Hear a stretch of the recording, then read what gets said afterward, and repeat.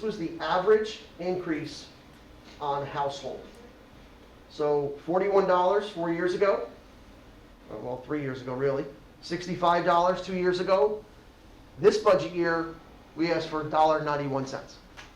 So to sustain that with all of the things, especially the health benefits, was very hard to do. So this year, we're asking for the average household to contribute $187.36, and the average increase on the bottom there for the last 4 years is $74.08. You know, Dr. Riley, it stands out from $1.91 to 187. If you look at what we actually taxed, 21 to 22, because of all the things that we were saying it was good, was only a 1%. This 187, because we need the money, is the 3 point whatever with the bank cap. 2% plus the bank cap, right? So that's why there's such a stark difference between those numbers, is because of how much we've actually asked for in the past, 1%, which was half of what we could have asked. Sure. You know, David talked about the average over the past few years, Yeah. about the health benefits. So you look at the average over the past 4 years, and it's $74.08, which we think is very fiscally responsible. If you go back 8 years, I think it's, I have my notes here, $64 over an 8-year period. Yeah, 65, yep. All right, so the calendar. Tonight, we're presenting the budget and adoption of a tentative budget. The budget will be submitted to the Executive County Superintendent for approval.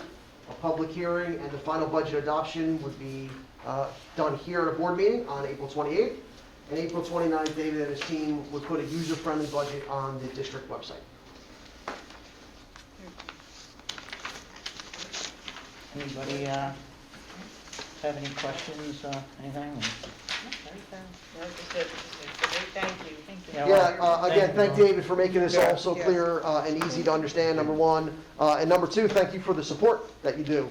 You know, your work is extremely important as you volunteer for the seat you're in. It's incredible what you support the initiatives that we have, so thank you. Thank you, I appreciate, the help of everyone, all the central office. Frank's support from the top is great, my team. It does take a team effort, and I thank everybody, and my fiscal committee, of course. They're a great support. A member of the public who always participates and really keeps us moving in the right direction, so. And if I can say that we have a succession plan on the fiscal committee. If there's one committee that's the hardest committee, it's understanding the money. And I want to thank Kimberly for stepping up, because to me, regardless of whether I'm in this seat or not, what's more important is that we keep track and we know what's going on. And that's been the philosophy for that committee, is pick someone who's going to take your spot and understand it next year, because it's a steep curve to learn. You say that's right, Kim? It is, but it's very empowering. It shows you the level of responsibility and, how much of an impact, and, it spiders out into so many different other areas. So I'm thankful for the opportunity. And in the last 10 years or so, a lot of things depend on the state and them bonding money themselves, such as the School Development Authority. We took a big advantage of that money over several years, where Piscataway would only have to put up 60%, we get 40%. And we did all of those improvements to the schools, whether it's the communications, et cetera. And so it's always, and that's what David's always looking out for, is there any grant money coming down the pike that we can take advantage of? Anyway, thank you so much for that presentation, and we'll move on to Personal and Labor Relations, which is item 10. And Madam Vice President Chantel Cherry. Be it resolved that the following motions identified as items A through E be approved as presented. Mr. Board Secretary, please read the roll. Mrs. Cordino? Yes. Mr. Johnson? Abstain? Mrs. Lane? Yes. Ms. Rashid? Yes. Ms. Scotto? Yes. Ms. Smith? Yes. Ms. Cherry? Yes. Dr. Connors? Yes. Motion's carried. We'll move to committee reports. I know that the only committee report was fiscal plannings and operations. The policy and legislative committee did not meet. I will quickly go through the fiscal plannings and operations committee. We met Wednesday, March 2nd, and food services. We had Sean Walsh from Advocate update the committee on the performance of Sodexo during the 21-22 school year. Issues discussed included food quality, presentation, Sodexo, staffing, new menu options, and investment in equipment. We had a brief summary from, you saw it earlier, from P.F. O'Connor on our 2021 audit, and then they presented tonight. We talked about the 22-23 budget, and as you saw, we did get the state aid figure. I think it's an increase. The state aid increase was $719,000 on top of the 22 something that we normally get. So it was about a certain percentage. It was $719,000.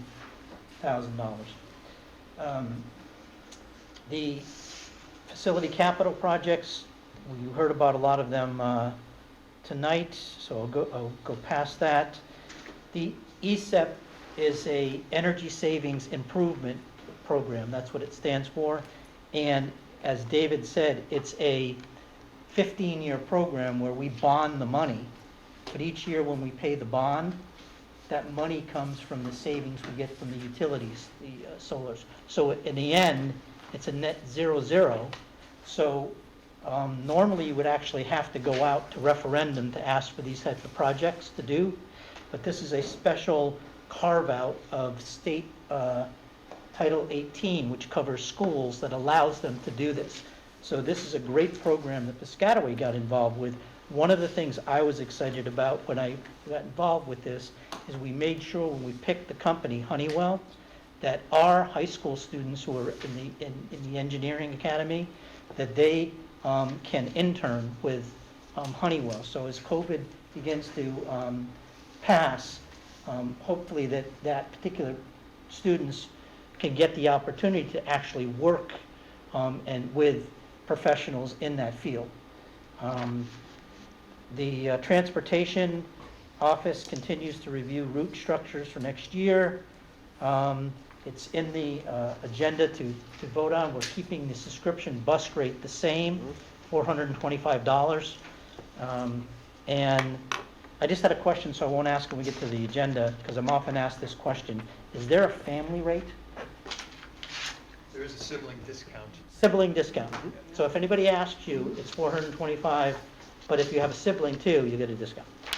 And the New Jersey School Board's legislative update, I reported on the attendance to a legislative committee meeting, and I just want to just highlight it real quick because this really, really, really impacts our fiscal operations. And at the legislative committee, our guest speaker was Senator Vim Gopal, who is now the Senate Education Committee Chair. And what happened, though, is that a bill is moving through the New Jersey legislature, which the New Jersey School Board opposes, called cooperative purchasing. It's S903, which establishes educational service agencies for procuring custodial and food services in schools while ensuring certain employee rights for affected employees. In other words, and it will, in essence, in the analysis, and this is why we need to add, it starts at the local level to educate your legislatures. This would have a negative effect on a lot of counties where we would lose money to shared service with other counties. And so right now it's on the radar to oppose it. That is my report for fiscal. And we move on to item 12, which is approval of minutes. Sarah Rashid? Be it resolved that the following minutes be approved as submitted. Special meeting February 8th and executive session February 8th, 2022. Second. All those in favor? Aye. Aye. Aye. No opposed? Motion carries. Business meeting, February 10th, 2022. Executive session, February 10th, 2022. Second. All those in favor? Aye. Aye. Any opposed? Motion carries. Item 13, fiscal plannings and operations. Ms. Lane? Be it resolved that the following motions identified as items A through M be approved as presented. Second.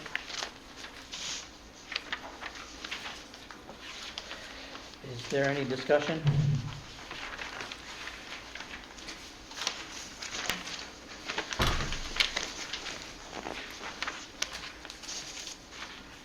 Mr. Board Secretary, will you read the roll? Mr. Johnson? Yes. Mrs. Lane? Yes. Mr. Sheed? Yes. Ms. Scotto? Yes. Ms. Smith? Yes. Mrs. Corodino? Yes. Ms. Cherry? Yes. Dr. Connors? Yes. Motion's carried. Moving on to item 14, policy. Ms. Smith, but go ahead. Be it resolved that the following motion identified as items A, with the exception of policy 3233 on political activities, which will be returned to committee, and item B be approved and presented as presented. Second. I have a question. Discussion, Ms. Scotto? Oh, I just wanted to ask about, like, related to the masks. Is it a requirement to make masks optional? Like, could we keep them required for the rest of the year? Yes, we have the option to do that. Okay. And there's a stipulation in there too about the bullying, so. Yeah, so we'll adjust the policy and make sure information goes out that masks are optional. We encourage students and faculty members to wear them if they want, and that there will be a safe space to do so. So we're like not, like we're not even, are we considering keeping them required for this So year? no, we made the decision, you all supported as the board. I don't know if you were at that meeting. Wasn't at that No, meeting. oh, I'm sorry. That's okay. March 28th, we'll go as a mask optional district, March 28th. Okay. Okay, if there's no further discussion, Mr. Yeah, I have my hand raised. Oh, I didn't see it, Ralph. Okay, Okay, Mr. Johnson? yes, in reading it, is it saying that the option is on the 28th, it's optional? Yes, Okay, because my understanding that we would look at the data and then it would be revised possibly April after looking at some numbers. If that's not accurate, someone can correct me. I have some, I will read Hello? the February 25th, 2022 letter from Dr. Rinelli to Piscataway families. And it basically says, I'll cut to it, that all Piscataway Township Schools, Board of Education buildings, and all offices will proceed to mask optional on Monday, March 28th, 2022, 3 weeks after the state option. And that is what we voted on in the item, in the last, is what we're voting on in item B, resolution concerning face masks. That's why, I don't recall it that way, that's why I'm asking if there needs to be corrections.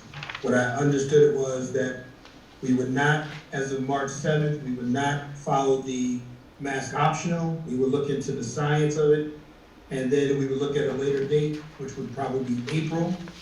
So if I'm looking at that date wrong, then someone can correct me, I just need to know, but that's my understanding. Yeah, is so- that it was required on the bus because it's a federal regulation, so. yeah, the federal regulations for the buses have stopped as well for everybody, but still in our buses, we require them. The board discussed keeping the mask mandate after the 7th. And we talked about dates, possibly the end of March and April, or in April. And we decided, again, not my decision, the board decided to allow myself and Dr. Connors to look at what's going on, make a decision of the date, and then we put that date out as the last week in March. And I think, Mr. Johnson, that you may be referring to is that what Dr. Rinelli is looking at is the time for more individuals to complete their vaccinations and more time for the Omicron variant. And here's a key, the transmission rate to wane. And he is following that on a daily basis. And what's key about COVID is not so much what happens in another county in the state or another area of the state or another state. It's the local prevalence within Middlesex County, and that local prevalence based on rate of transmission is basically a number that they calculate based on 100 individuals, that how many do those 100 pass it on to. When we made this decision, at that particular point, it was 0.5 because 50 people of that, out of the 100 would pass it on to 50, which was 0.5. If you look at any of the information from CDC or wherever, when you get below a transmission rate of 1, it means that you're waning.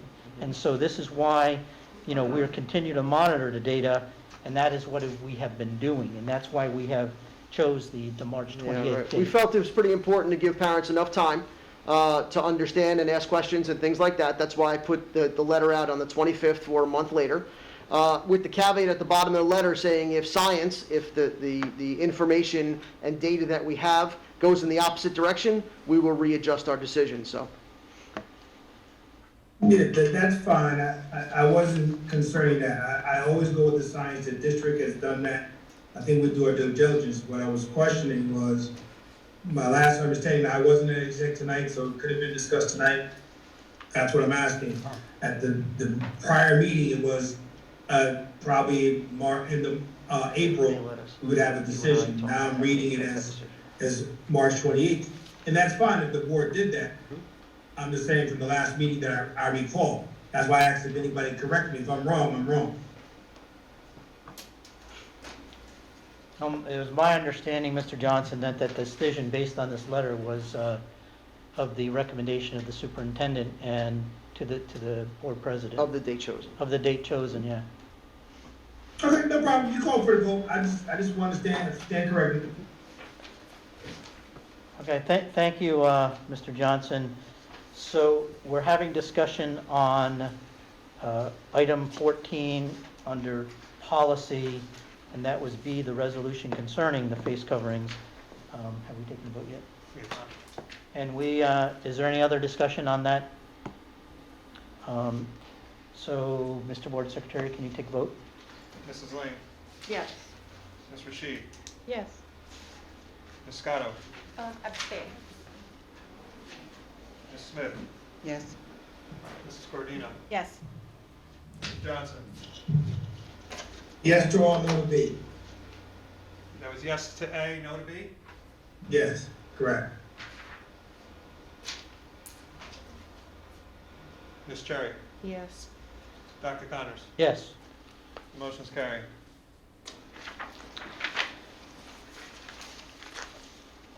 Item 15, curriculum, Madam Vice President Chantel Cherry. Be it resolved that the following motion, identified as item A, be approved as presented. Second.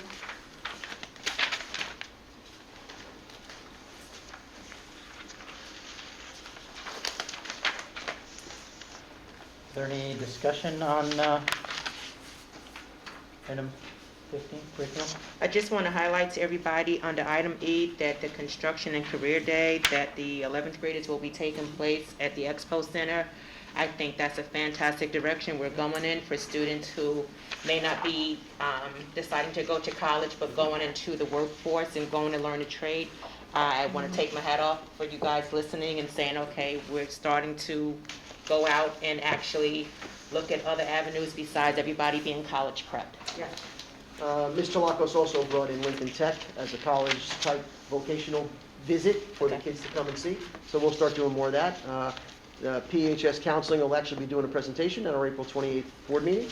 So we'll talk about a lot of those directions. We're looking forward to that. Okay, thank you so much. Yeah, thank you for that comment, appreciate it.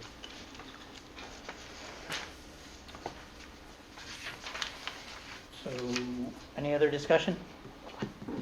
Mr. Board Secretary, please take the roll. Ms. Rashid? Yes. Ms. Scotto? Yes. Ms. Smith? Yes. Mrs. Cordino? Yes? Mr. Johnson? Yes, Mrs. Lane? Yes. Ms. Cherry? Yes. Dr. Connors? Yes. Motion carries. Item 16, pupil services, Ms. Borodino? Nothing there. Nothing's there. Nothing for me. Nothing is there. Everything's great. Nothing is there. Okay. We'll move on to administrative and auxiliary. Ms. Scotto. Be it resolved that the following motions identified as items A through F be approved as presented. Second. I'd like to have a conversation about D. So, What, did we move it first? Oh, I'm Yep. sorry. Yeah, there's a Yep. motion and a Should I second. move second, Okay, yeah? good, now we can, Okay. okay. So I was reading over this, and I had a concern about maybe our role as a board being better suited on improving the environmental impact for all of our schools.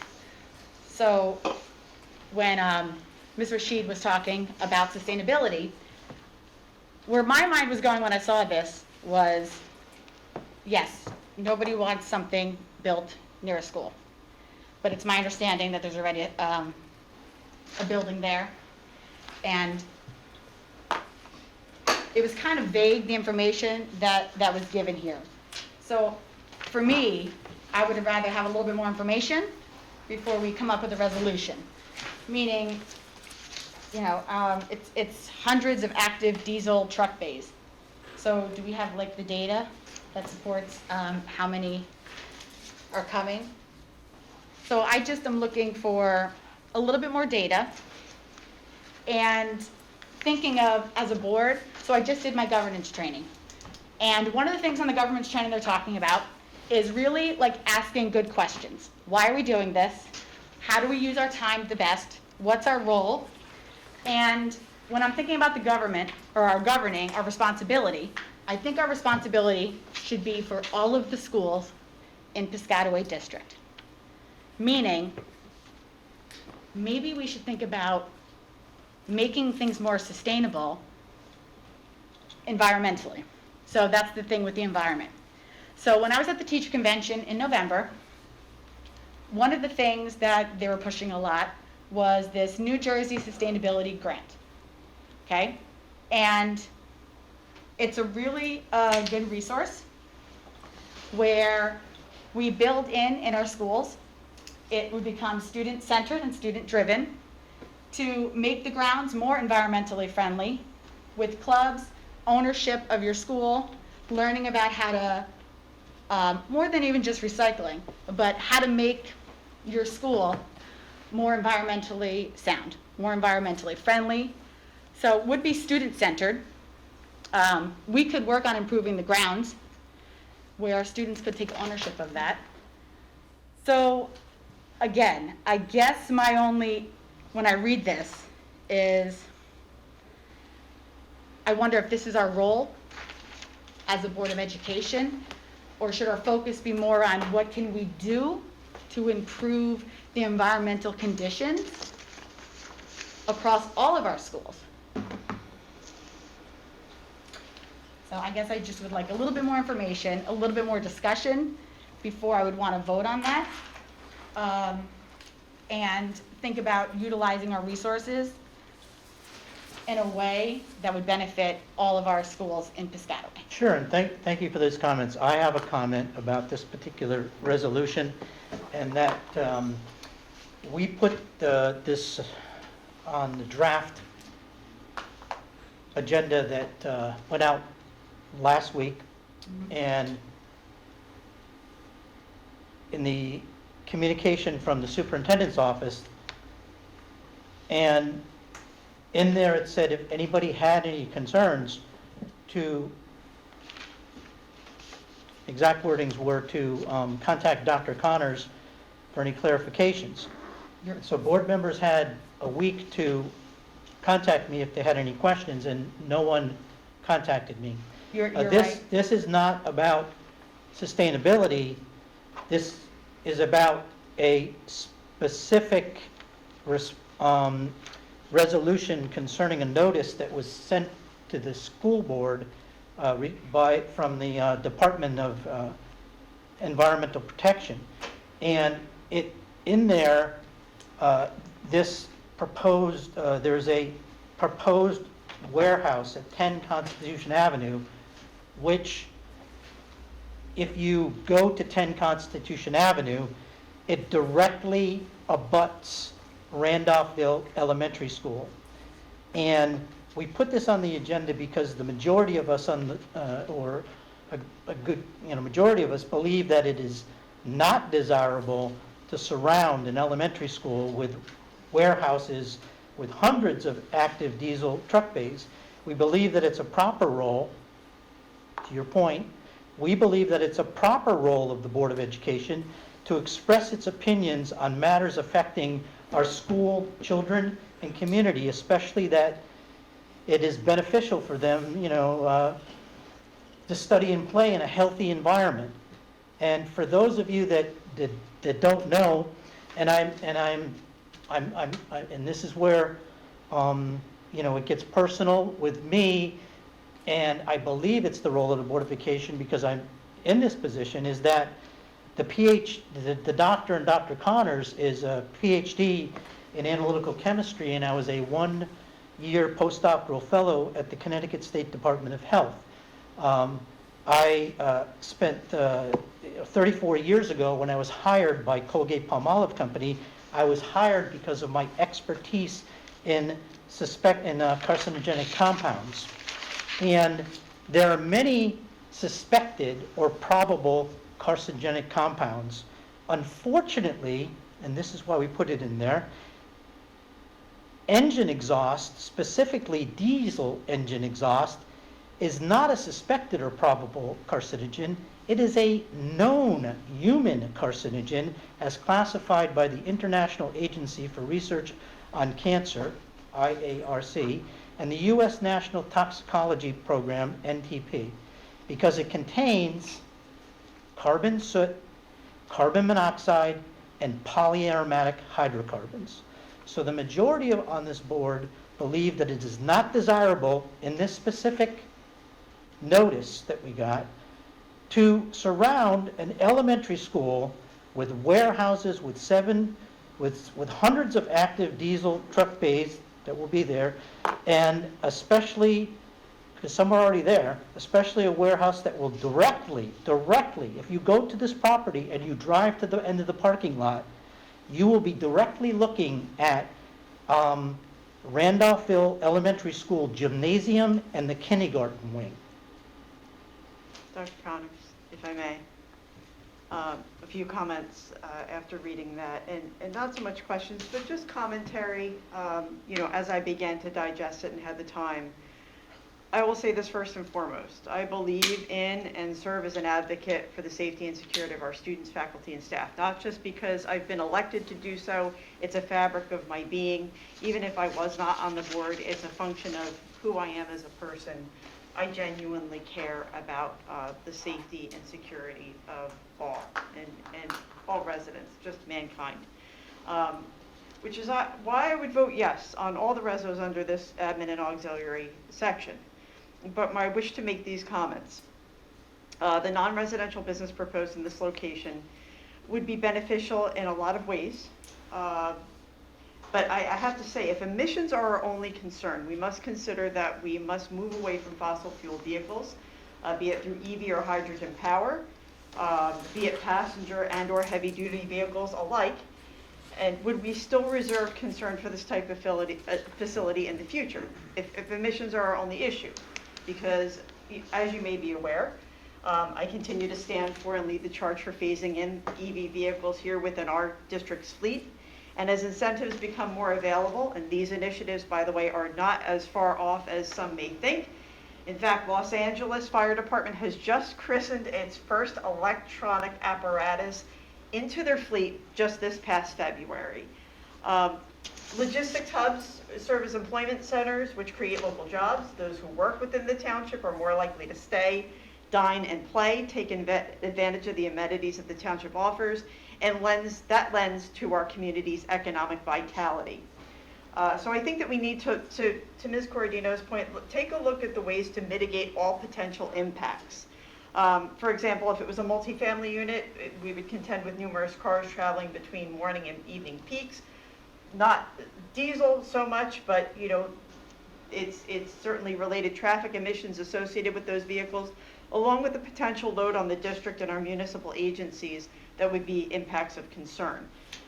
Are there methods and initiatives that those local businesses can undertake, and not just this specific one, if it does happen to come to fruition? Are there methods and initiatives the local businesses can undertake and commit to, be it enacting anti-idling regulations, installing solar panels, which we talked about in tonight's presentation. That's certainly ways to become more environmentally friendly. Promise to implement EV infrastructure on their own properties to promote EV for both heavy and light duty vehicles. Again, I say that safety is paramount, and it has to be the lens that we use to make our decisions as a board. Again, it's why I would vote yes. However, I wanted to state those concerns. Thank you. Dr. Ms. I just want Scotto? to let you know that Mr. Johnson has. All right, Ms. Scotto had her hand up. I also had a few comments. I proposed like a similar resolution back last year, and the response was complacent. And I'm not really interested in being complacent. I'm not interested in picking and choosing when we're going to be sustainable, because that's performative and counterproductive. And I think like these things are really wonderful. I think we should promote things that like benefit our environment, but not in a way that's picking and choosing when to be pro-environment and then refusing to take a stand on certain things. So I think promoting sustainability in our schools becomes performative when we refuse to take a stand on things that are directly affecting us. Yes. Ralph Johnson, Mr. Johnson? I was relegating to just let everyone that's present first go. I think that's the right thing. And I was gonna comment last unless no one else has a comment. Does anyone else have a comment? Nancy's hand was up. Oh, I was Nancy- just going, Nancy? I was just going to state that the reason why I didn't contact you, because I thought it was a better forum to speak in public rather than behind the scenes, as I do more of my training. That's more of what they want with this open communication instead of like a behind the scenes. So just know that's where this is coming from. And I just want to stress too that I am not necessarily, for me, my concern is I just would like a little more information and a little more time to discuss. I mean, you put a resolution, you said last year, I wasn't here at that time, so I'm not familiar with it. So, and I don't know if it's the teacher in me with the data analysis. I really would like to see more numbers, a little bit more information.